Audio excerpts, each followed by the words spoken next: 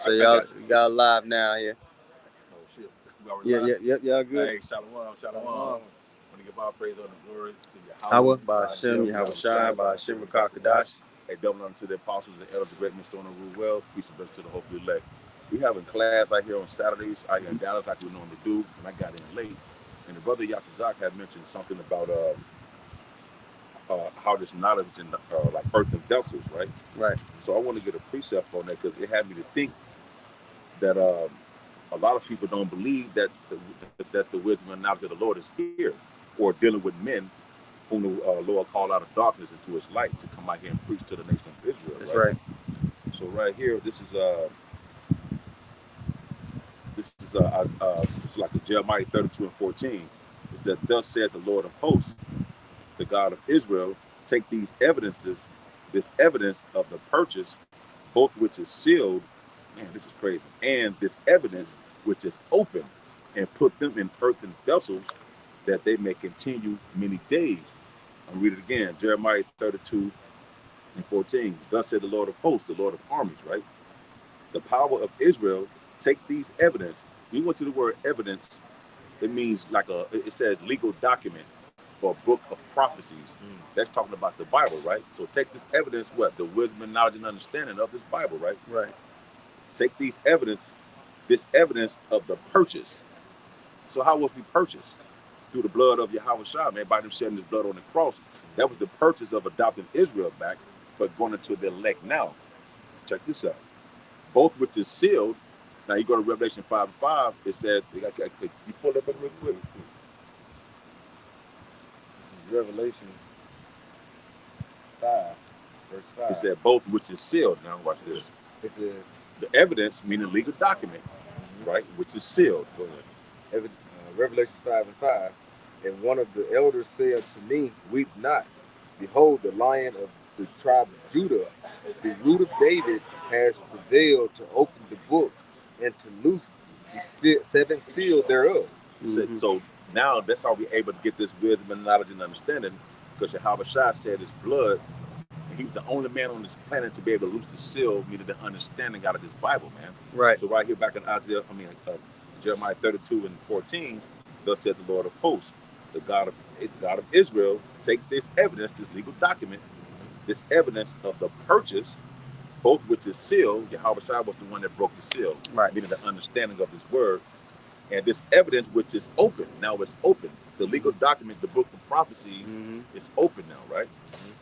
And put them in earthen vessels. So what that's talking about? That's not talking about taking this understanding and put it in an actual earthen vessel. Yeah. And say, and like look up in the corner and say, well, you know what? That's the truth of the Lord right there. The earthen vessel is talking about the men whom we call out the world, right? Yeah. To put this wisdom and knowledge and understanding in their bodies to go out here and wake up the nation of Israel, man. In the inward parts. Yep. Because the laws are going to be written in our inward parts, right? We're getting the inkling of it now. The Lord has bestowed His understanding on us. Right? We're those earthen vessels. That's right. That they may continue many days. And we continue, and it started back in the 60s with Abba Bivens, right? And now the apostles and the elders and men on down continuing many days to come, because now we're in the last days, man. Right. Pretty soon the men of the Lord are not going to be on the highways and byways telling you these things, man. Yeah. So yeah, he opened the seal of the scriptures to get the understanding and put this understanding in earthen vessels, meaning the men whom we call out of the world, man. Sir, you got Isaiah. Yeah, this is like you said, Isaiah 1, start at verse 25. He says, and I will turn my hand upon thee. All right, and because that return of His hand upon thee. All right, that's basically going into what? Bringing them back.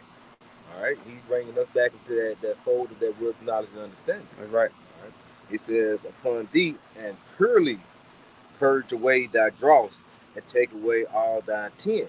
All right, so the Lord is basically putting away and basically that's what that no guile goes into. In John, Revelation 14, it said they had no guile, meaning that we spoke uprightly and we walked uprightly. Yep. When you said no tin and all that, it tells you, and I forgot what chapter it is, but it said Israel has become unto me tin and lead and all these lesser metals. All right, now we're the Lord's jewelry. We're supposed to be gold and silver. Okay, so when it compared us to tin and lead and all those things, we became polluted with the philosophies of the world. Right. But through this word, we're being made pure. We're being upgraded to that higher metal again. Right. You know, that it's something of substance and value. Right. Yep. Right. Verse 26, and I will restore thy judges as at the first, and thy counselors as at the beginning.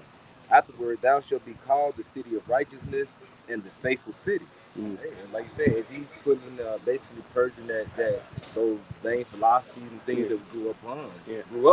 Yeah. You know, we're basically returning back to that first estate. We're being purged of our impurities. Now it says in Sirach 2, what? It said, except a man are tried in the furnace of adversity. What is it? A man should be tried as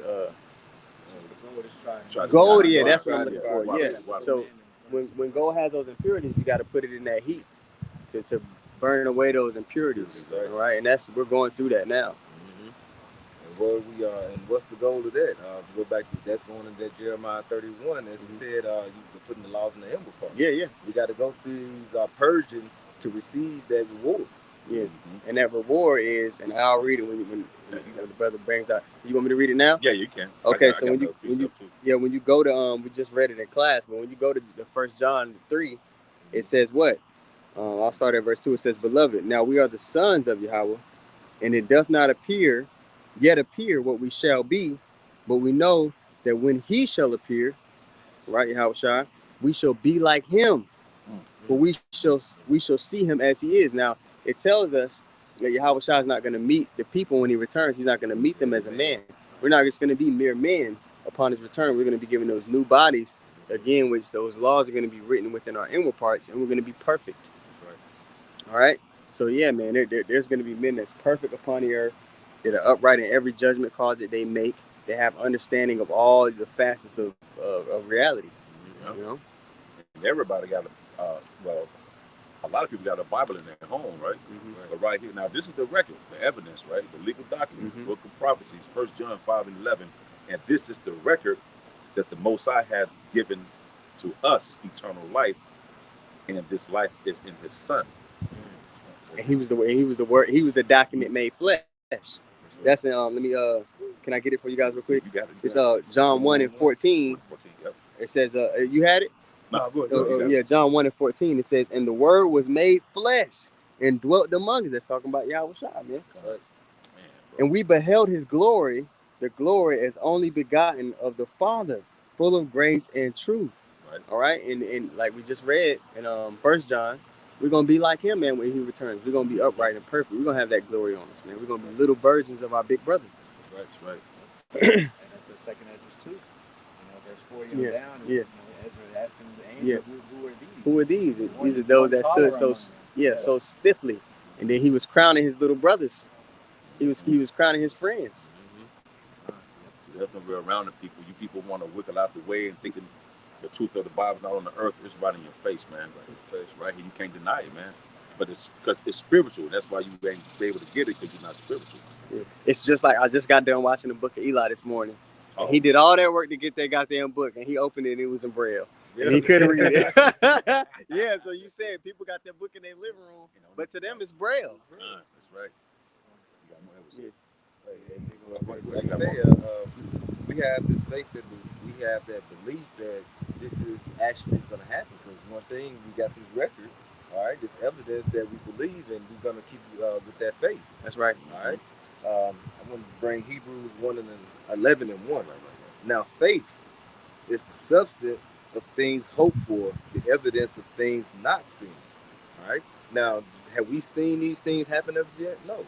But through the like you said, the evidence, through the scriptures, we have that faith to believe that this is gonna become a reality. Yeah. All right. It's to us, it's as real as me and you standing right here. That's right. Because we've been endowed with that gift, that gift of faith already. So we do see it. You know what I mean? And it might sound crazy. It does sound crazy to those who haven't been given the eye salve, who haven't been given that gift of faith.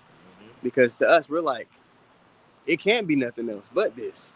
You know, to them, they're unsure. They're not fully persuaded in their mind. That's right. That's right. And that's the, like you say, started off that going to what? That purging. All right. So we had to purge out all this and basically become a new man. We had to put off the old man. Yeah. And so to walk after righteousness. Now, in the very last book, in Revelation 22, for those people, the scriptures say what? Let the filthy be filthy still. Let the righteous be righteous still. So you're certain people that it's their lot to just be filthy. They're not going to be purged of that dross. You know? Right. You got more? Oh, go ahead. It's the book of John 17, and I'm going to start at 15. It says, I pray not that thou shouldest take them out of the world, but that thou shouldest keep them from the evil. And this is going into when Yahushua pretty much finished the course.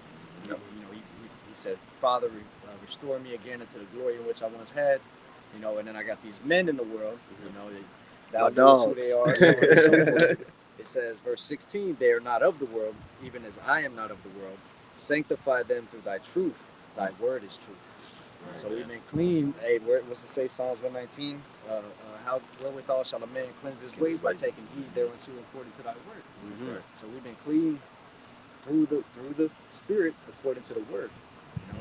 But people be bugging out because like people might in your family, like in our family, they know us. Like you ain't no, they can't perceive it, man. Hey, the same way. What did they say to Yahushua? It's not this Joseph's son or whatever. You know what I mean? Right. Yep. I got one more real quick. Like, we know you, nigga. Yeah. Like, this ain't you. Right. Was a carpenter. You a prophet. Yeah. Come on, man. If they do anything good come out of Nazareth, you know they was like. And that's why the scriptures say, what it says? I'm paraphrasing, but it says the prophet is not loved in his own country. Yep. I got one real quick. Proverbs 29:18. Where there is no vision, the people perish. People don't have spiritual vision. Meaning the Lord didn't give you that spiritual eyesight for you to see these things, man. You see what I'm saying? The things that's coming out of the Bible, which everyone has, right? But he that keepeth the law, happy is he. You see the men, the apostles, and the elders, and men on down teaching, they be happy, we be laughing, because the Lord gave us this spiritual eyesight to see these things. It's like a puzzle. When the puzzle come together perfect, you're like, wow, man, this, and you see the picture, it's like, man, this is crazy, man. And it's comfort to us. Because us dwelling in this wicked world, we can still smile and laugh because we like, okay, at least we know what the end of this is gonna be. Right. We don't have to be in despair. Right. You know what I mean? Despair is a complete lack of hope. But we're prisoners of hope. You know? Man, we ain't got no choice. Well, you may have things like, well, my grandma or my great grandma knew this. Hey, the vision was at a point in time. Mm-hmm.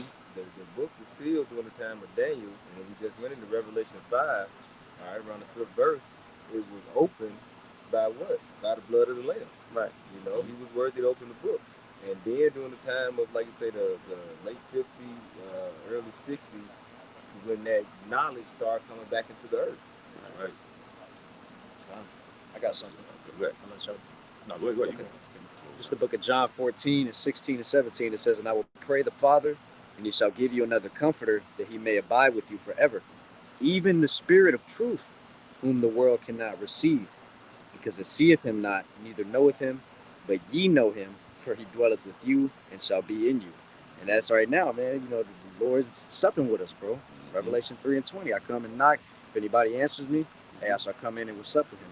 It's all taking place in the Spirit. So the Lord is supping with somebody. Who might it be? This is what's happening in the world.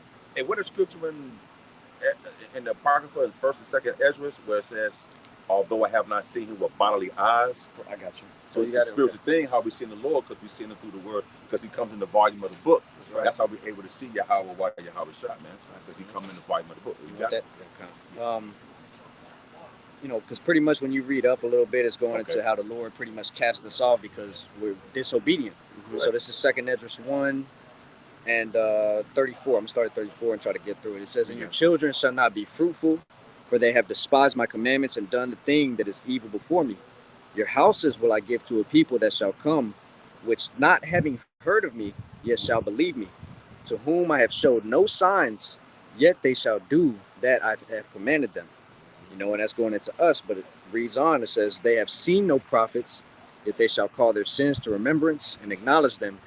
I take to witness the grace of the people to come, whose little ones rejoice in gladness, and though they have not seen me with bodily eyes, yet in spirit they believe the thing that I say. You got it out. That's perfect. You got it out. You bring it down. Yeah. That's us, brothers. Yeah. You know, that's us, man. We're literally the fulfillment of prophecy, man. Yeah. Right. We literally came back into life, bro. Yeah. Because we didn't have, like it says in Proverbs 21:16, wandering out of the way of the understanding. You're in the congregation of the dead. Without divine intervention, man, it would be impossible for us to come back into this knowledge. Exactly. That's right. You understand? So when you go to Daniel, the 12th chapter, the 4th verse, and it talks about,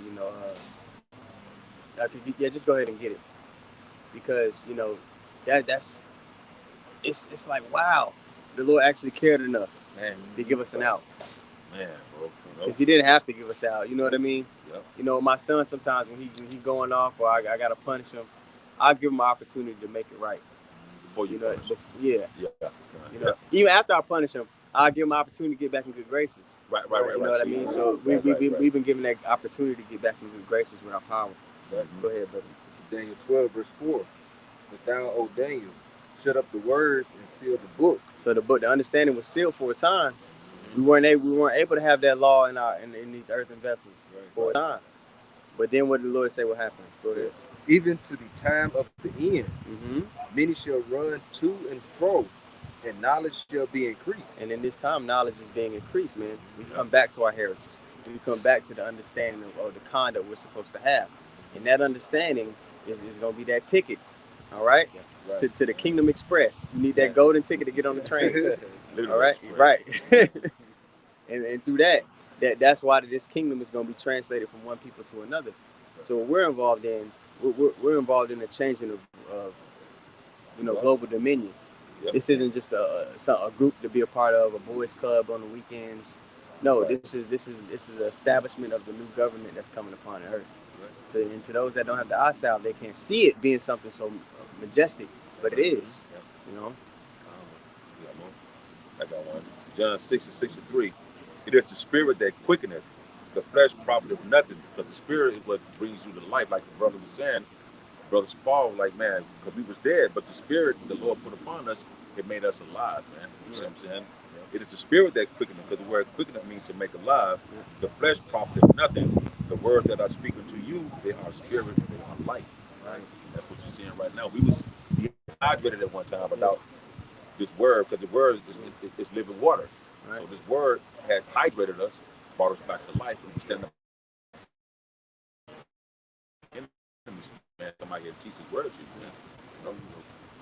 That water in a dry place. Right, water in maybe go over there. They go down to until Ezekiel Chapter 37 to dry dry bones. Yeah. The news open, and the body started making, the bones started getting flesh upon it. This is us right here. Right. Yep. So imagine seeing that in the literal form, like a skeleton, just flesh growing back. You would flip out, and that's how our enemies look at us. They're like, what the? Like, you know what I mean? Imagine you see the skeleton there. You like, we killed that motherfucker, man. We got it done. He's completely detached, and all of a sudden you see him come back to life. The tissue starting to come on his bones. His nervous system start connecting, and he's starting. You'll flip out. Start breathing and shit. Then the skin come on. He tap your shoulder. You will be in a complete panic, and then also what you will be doing, you will be scrambling and being sloppy, in whatever on how to fix it. And this devil is scrambling and being sloppy on trying to fix it. Like, oh shit, this motherfucker's he's standing on his feet. He know it that he had but a short time. You know what he has short, but when you got a short time, you rush. Yeah, he's rushing. So because he's seeing this miracle happen, these men stand back on their feet, this government being raised back up. He's rushing and he's sloppy than the motherfucker. He forgetting, oh shit, I skipped over this part. Like, I skipped over. Oh, damn, you got dead bodies waking up on the news. So the crisis act is waking up. They supposed to be dead. He's just sloppy to the motherfucker, man. Because he's witnessed, because he's shook and he's seeing this miracle happen. And our people don't realize what they see when they walk past us on highways and byways. We got the rulers of this world shook up, man. Absolutely. I'm trying to find something real quick if I can't find it. Anybody got anything? No, that's it. You got anything? All right, go ahead. So Lord will, I hope this was edifying. Until the next time, I should say, Shalom. Press the end button. It's like, I don't know why. Okay. It's the whole narrative.